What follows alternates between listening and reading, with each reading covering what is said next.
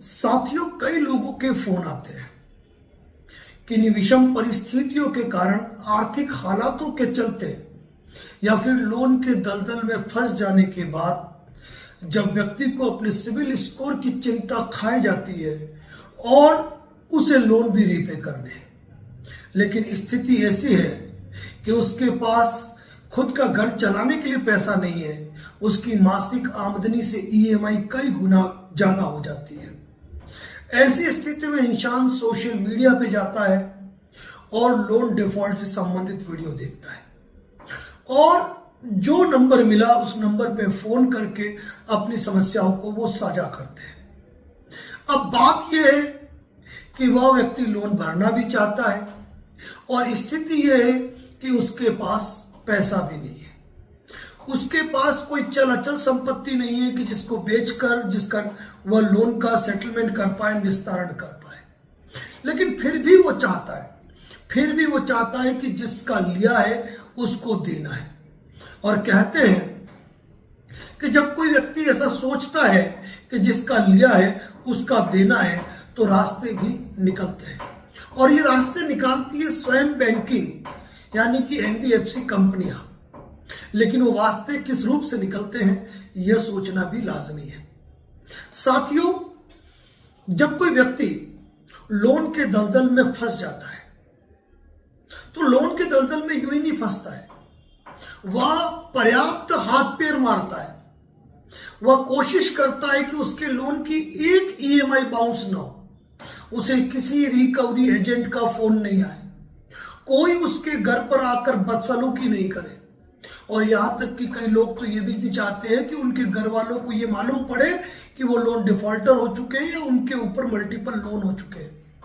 तो ऐसी स्थिति के अंदर जब किसी इंसान के ऊपर 2, 4, 10, 20 लोन हो जाए और वह सिविल स्कोर की चिंता करते हुए, रिकवरी एजेंट का हरेसमेंट सोचते हुए लोन पर लोन लेकर लोन भरता है और एक समय ऐसे गर्त के अंदर चला जाता है जहां से बाहर निकलना उसको असंभव सा लगता है।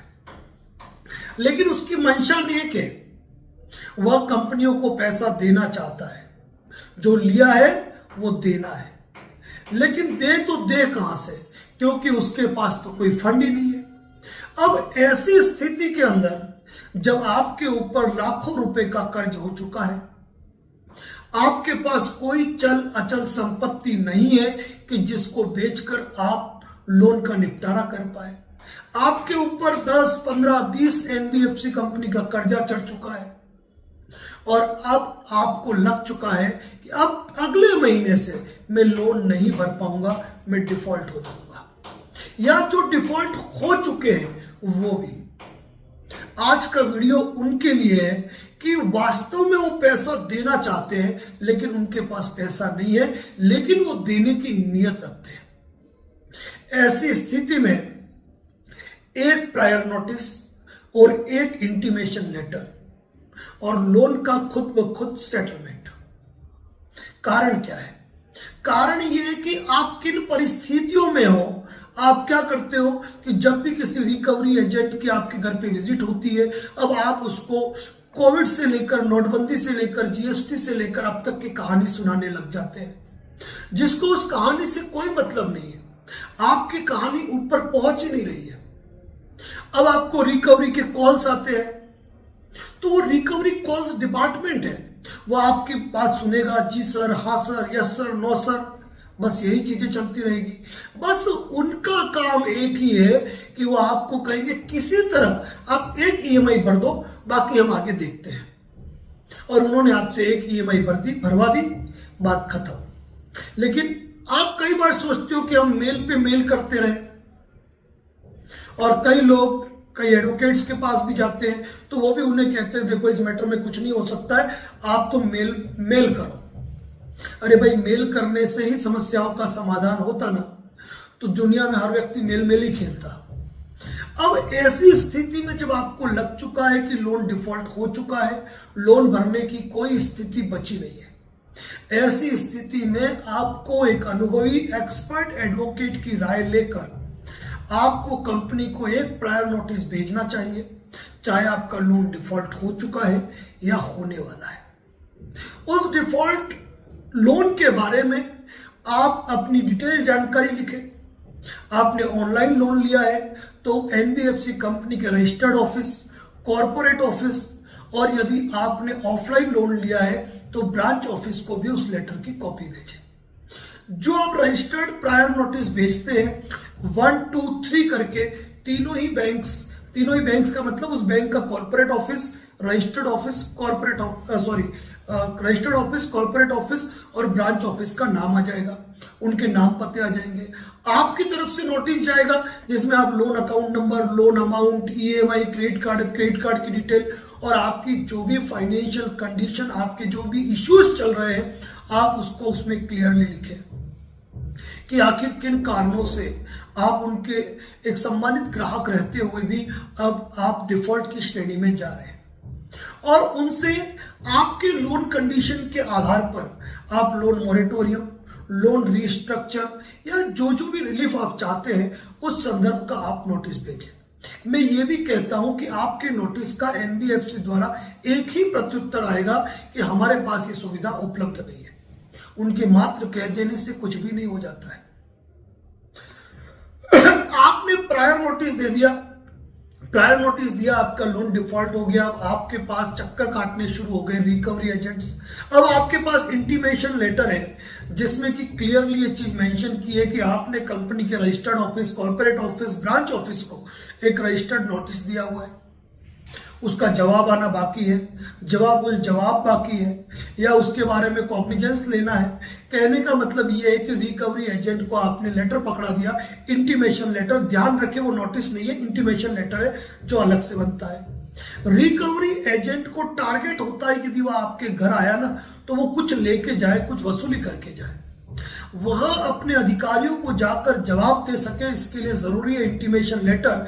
और कोई व्यक्ति आपके इंटीमेशन लेटर को नहीं समझ पाता और कहता है कि नहीं आपका कोई लेटर हमारे ब्रांच ऑफिस, कॉर्पोरेट ऑफिस को मिला ही नहीं, तो आपको उसको नोटिस दिखाने की जरूरत नहीं है। आप केवल पोस्ट ऑफिस की रसीद दिखाए, भाई इस तारीख को भेजा है, वो कहीं नोटिस दिखाओ। तो सीधी सी बात है कि अगर आप कंपनी के एम्प्लॉय है और रजिस्टर्ड पर्सन है तो अपनी कंपनी से पता लगा, हमारे द्वारा इसकी जानकारी आपको नहीं दी जाएगी, और दूसरी बार आपको यहां फटकने की जरूरत नहीं है। अगर वो बदतमीजी से बात करे, आपकी शराफत उनको ये अधिकार देती है कि वो आपके ऊपर दोष जमाए, इसलिए थोड़ा सा शराफत का चोला भी आपको निकालकर छोड़ना पड़ेगा। अगर आपने प्रायर नोटिस दे दिया तो और इंटीमेशन लेटर रिकवरी एजेंट को दे दिया, यानी कि रिकवरी का मामला जो है ना वो खत्म हो गया। अब ऐसी स्थिति में कॉल्स तो आपकी मर्जी, आप उठाओ नहीं उठाओ। अब प्रायर नोटिस अगर आपने दे दिया ना तो उस प्रायर नोटिस का कंपनी कभी भी कलमवार जवाब जो टॉपिक्स होते हैं उसके अनुसार दे ही नहीं पाती है। उनके पास एक रटाया फिक्स फॉर्मेट है, वो आपको भेज देगी। तो यहां पर ही एनबीएफसी कंपनी मात खाती है। कई एनबीएफसी कंपनियां तो आपके उस नोटिस को दरकिनार करते हुए सेक्शन 25, 138 एनआई एक्ट और आर्बिट्रेशन एक्ट की कार्रवाई कर देती है। तो ध्यान रखिए, आपका जो प्रायर नोटिस है ना वही आपको आर्बिट्रेटर से डिफेंस कर देगा, और जब आप आर्बिट्रेटर का रिप्लाई देंगे ना उसी रिप्लाई में आपके प्रायर नोटिस का हवाला होगा कि हमारे द्वारा इस दिनांक को आपको प्रायर नोटिस भेजा गया था जो आपको इस तारीख को मिल गया है। आपके द्वारा इसका विधिनुसार जवाब न देते हुए आपने आर्बिट्रेशन नोटिस जारी कर दिया। अब उसका ऑब्जेक्शन निम्नानुसार है, आपने उसका ऑब्जेक्शन फाइल कर दिया। फिर भी आप एक चीज देखेंगे कि आर्बिट्रेशन का नोटिस जारी होने के बाद भी आप उसका रिप्लाई भी देते हो तो भी आर्बिट्रेटर अपॉइंट कर देते हैं। अब आर्बिट्रेटर की हियरिंग डेट आपको भेज दी जाती है, नोटिस आ जाता है। आप आर्बिट्रेटर को खुला लिखें कि आपको इस चीज की जानकारी नहीं है कि कंपनी ने जब मुझे आर्बिट्रेटर अपॉइंट करने का नोटिस भेजा या आर्बिट्रेटर चूज करने का नोटिस भेजा या कंपनी के एडवोकेट के जरिए जब मुझे आर्बिट्रेशन की कार्रवाई का नोटिस भेजा, उसी समय मुझे द्वारा उनको आपत्ति भेज दी गई है। उसके बावजूद उन्होंने आपको आर्बिट्रेटर नियुक्त कर दिया। यह कि आप भली भांति जानते हैं कि मध्यस्थता अधिनियम के अंतर्गत किसी मध्यस्थ का चुनाव, किसी आर्बिट्रेटर का अपॉइंटमेंट केवल और केवल दोनों पक्षकार की सहमति से होता है। इसके अलावा कुछ क्लोज और है जो ऑब्जेक्शन में ऐड होते हैं और आप खुला लिख सकते हैं। इसका इसका सीधा सा अर्थ है कि उनके द्वारा आपको मेरी आपत्ति का हवाला दिया ही नहीं गया। अगर आपत्ति का हवाला दिया गया तो आप स्वयं एक विद्वान अधिवक्ता रहे हुए हैं। यदि कोई रिटायर्ड जज है तो आप सेवानिवृत्त न्यायाधीश रहे हुए हैं। तो ऐसी स्थिति में आपको तो पूर्ण ज्ञान है, विधि का, कानून का पूर्ण ज्ञान है।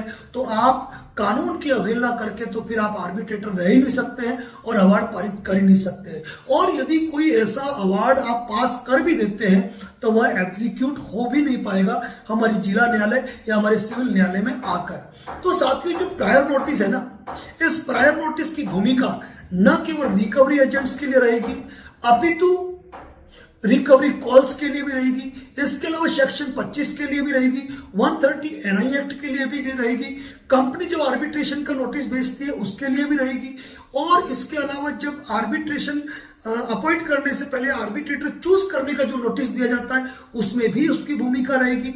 आर्बिट्रेटर हियरिंग का आपको नोटिस आता है उसमें भी उसकी भूमिका रहती है। यदि आर्बिट्रेटर इन तमाम तथ्यों को दरकिनार करके यदि आर्बिट्रेटर अवार्ड पास कर देता है तो उसके बाद भी आप उसका ऑब्जेक्शन उसके बाद भी कंपनी को भेज सकते हो और उसके बाद उसकी अंतिम भूमिका आएगी।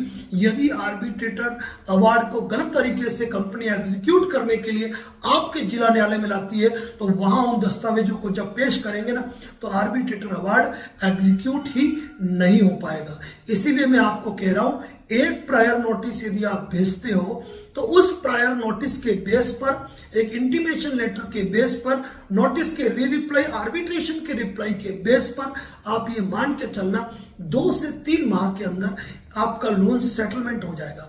और सेटलमेंट हमेशा मूल राशि में होता है। सेटलमेंट, कई बार लोग कहते हैं हमको कॉल करते हैं, सर हमको लोन सेटलमेंट करना है, आप लोन सेटलमेंट करवा दीजिए। अरे भाई, आप इस चक्कर में मत पड़िए। लोन सेटलमेंट के नाम पर फर्जीवाड़ा करके लोग आपसे 5%, 10% की फीस ले लेंगे।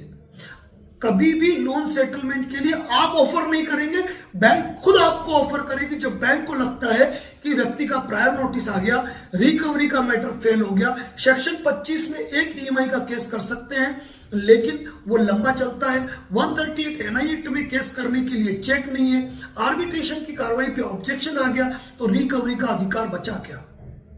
जैसे नवंबर का महीना चल रहा है, अगर आपकी नवंबर की बाउंस हुई, दिसंबर की बाउंस हुई, जनवरी की बाउंस हुई, 3 महीने अगर आपकी EMI बाउंस हुई, लोन आपका NPA हो चुका है, तो ऐसी स्थिति में वैसे भी फरवरी और मार्च का टाइम NBFC की क्लोजिंग का होता है। और एक बात ध्यान रखना, NBFC को आपके घर के सामान में कोई दिलचस्पी नहीं है, वो कैसे भी करके अपनी राशि को प्राप्त करना चाहती है। और यही कारण है कि मामूली राशि पर लोन सेटलमेंट हो जाते हैं। और मैक्सिमम लोन सेटलमेंट जो होते हैं ना वो फरवरी और मार्च महीने में होते हैं। तो मेरा कहना यह है कि यदि आपके पास पैसा है तो आप इनका पैसा चुकाएं, लेकिन आप ऐसी कंडीशन में फंस चुके हो कि न तो आप लोन भर पा रहे हो, नए लोन लेने पड़ रहे हैं आपको, नए लोन लेके लोन चुकाना है, आप हरेसमेंट के शिकार हो रहे हो। तो ऐसी चीज में आपको ये भी नहीं सोचना है गवर्नमेंट सर्वेंट हो, उनके लिए भी हमने एक वीडियो पोस्ट कर रखा है। यदि आप डिफॉल्टर हो, यदि रिकवरी एजेंट आपके साथ बदसलूकी कर रहे हैं, यदि आप तनाव में आ रहे हो, यदि आप डिप्रेशन में आके कुछ गलत विचार अपने मन में ला रहे हो, तो यहां से आपको बाहर निकलने की आवश्यकता है। आपको सोचना पड़ेगा, क्योंकि मैं खुला कहता हूं, एक प्रायर नोटिस और एक इंटीमेशन लेटर, ये 2 चीजें आपको निकाल देगी लोन के दलदल से। और लोन सेटलमेंट, मैं एक छोटी सी बात कहता हूं, कई लोग कहते हैं सर पैसा ही नहीं, लोन सेटलमेंट क्या करेंगे। अरे भाई, आप महीने की 50,000 की जो EMI भर रहे थे, आप ये मान के चले कि 3 महीने बाद आपका 1.5 लाख रुपए आपकी जो EMI बचा है, आप उसी के अंदर एक लोन को सेटल कर सकते हो। लोन को अगर यदि आप नेक मंशा के साथ सोचोगे ना तो सारी चीजें होती जाएगी। वैसे साथियों, लोन डिफॉल्टर के हक और अधिकारों को लेकर हमारे YouTube चैनल पर ढेरों वीडियो है, आप उनको देख सकते हो। आपके मन में कोई सवाल है तो आप कॉल बुक करके आप बात भी कर सकते हैं। लेकिन मैं कहना चाहूंगा, किसी एक्सपर्ट, लीगल एक्सपर्ट एडवोकेट से मिलकर आपको कंपनियों को प्रायर नोटिस देना चाहिए। कई एडवोकेट्स आपको ये कहते हैं कि जब नोटिस आएगा तब देखेंगे, नहीं। यदि आप वाजिब हो, आप जेन्युइन डिफॉल्टर हो, तो आपको प्रायर नोटिस देना चाहिए, इंटीमेशन लेटर बनवाना चाहिए, नोटिस के रिप्लाई करने चाहिए, हर चीज का आपको रिप्लाई देना चाहिए। तो आप यकीनन पाओगे। यदि अभी की स्थिति है ना, आप देख लेना, फरवरी मार्च से पहले आपके लोन सेटलमेंट नहीं होते ना, तो हमें बोल देना। साथ ही इसी प्रकार के अपडेट के लिए बने रहे advocate Narendra Joshi social media platform पे। धन्यवाद। जय हिंद, जय भारत, जय मेवाड़। मेवाड़ इसलिए कि उदयपुर से हो। धन्यवाद।